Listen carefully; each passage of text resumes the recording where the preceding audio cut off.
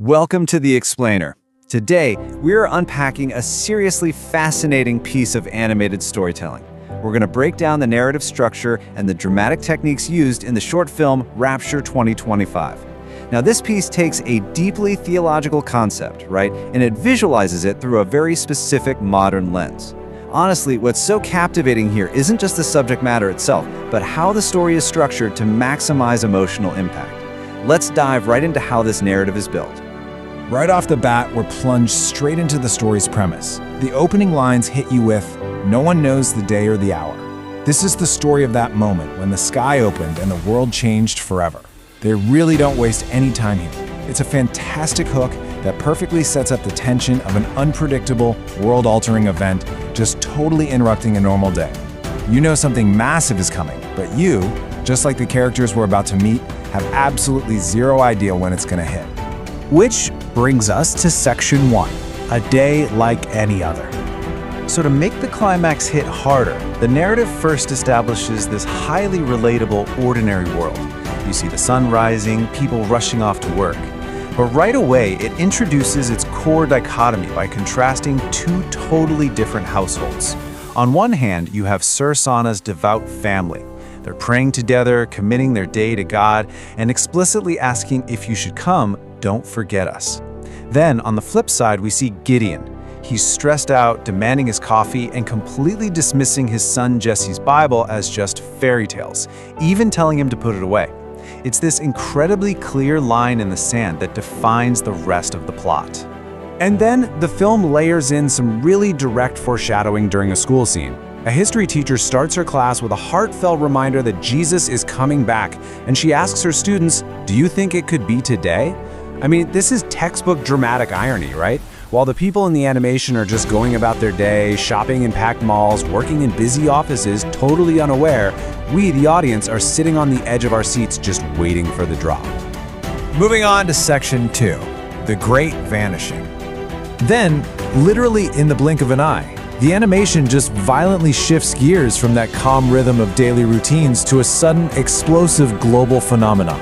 It maps out this really rapid succession of apocalyptic events, breaking them down into a highly specific visual sequence. First, the clouds part and this powerful light shines down.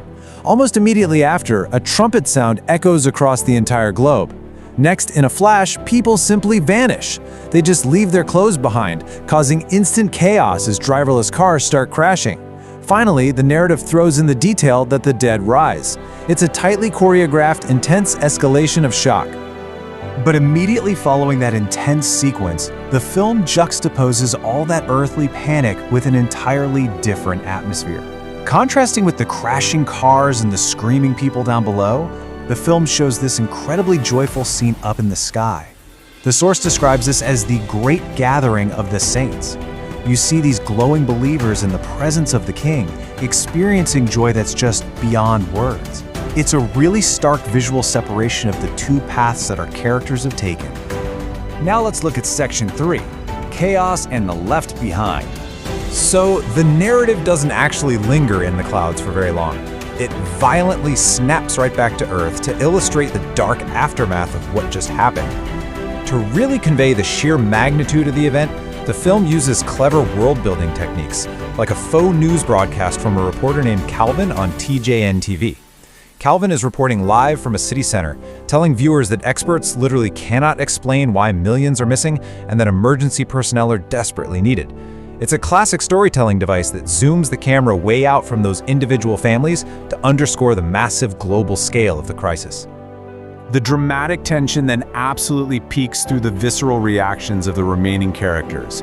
We witness this rapid emotional devolution. It starts with pure, unadulterated confusion. What just happened? Where are they? But then it quickly shifts into frantic searching for missing family members. As the terrifying reality sets in, their actions become completely desperate. They're seeking refuge in churches, frantically looking for Bibles, and ultimately, just breaking down in tears of deep remorse. The narrative makes it crystal clear. For these characters, the realization has tragically come too late. And that brings us to Section 4, the video's ultimate message.